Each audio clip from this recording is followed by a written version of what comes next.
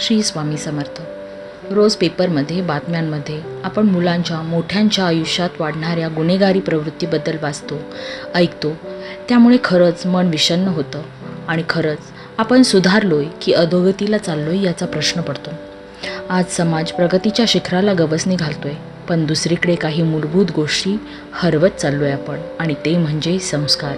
रस्त्यावर, शाळेत, गल्लीत, खेड्यात, शहरातच काय, पण अगदी घरातही सुरक्षित वाटेनासं झालंय. शालेय वयातल्या मुलांकडेही आजकाल चाकू, कोयत्यांसारखी शस्त्रे सापडू लागलीत.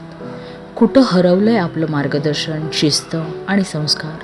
कुठं चुकलं आपलं माणूसपण, माणुसकी, आपलेपणा? समाजात वाढती अराजकता थांबवायची असेल तर फक्त कायदे, नियम करून चालणार नाही, तर संस्कारांचे बीज रुजवायला हवं. मुलांना फक्त अभ्यास नव्हे तर माणूस बनण्याचं शिक्षण देणं आवश्यक आहे. आईवडिलांनी, शिक्षकांनी, समाजानं एकत्र येऊन पुन्हा एकदा मूल्यांचा वटवृक्ष रुजवायला हवा. कारण संस्कार दिले तरच समाज वाचेल, आणि समाज वाचला तरच भविष्यातला भारत देश उजळेल. आज आपण एक जागरूक पालक बनायला हवं. आपल्या मुलांशी रोज संवाद साधायला हवा.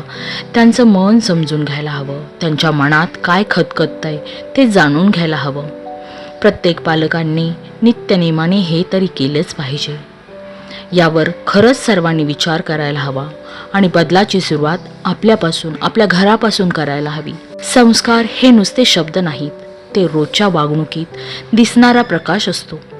ते लावले गेले, पेरले गेले तरच मनातले अंधार संपतात. आई वडील, थोरा मोठ्यांचा, शिक्षकांचा आदर, छोट्या मोठ्या गोष्टींचे भान, हेच असतं खरं शिक्षण. पण आज स्पर्धा, क्रोध, अहंकार, ईर्ष्या यांचं विष भिनलंय मनात. आता खरंच वेळ आली आहे पुन्हा एकदा संस्कार हा शब्द केवळ पुस्तकात नसावा, तर तो श्वासात असावा. कारण मूल्य दिली नाहीत तर वंश वाढतो, पण माणूस पण मरतं. आपणच निवड करायला हवी, सुसंस्कृत समाज की रक्तरंजित वर्तमान. त्यामुळे पालकांनो, वेळीच जागे व्हा. धन्यवाद. शुभम भवतु.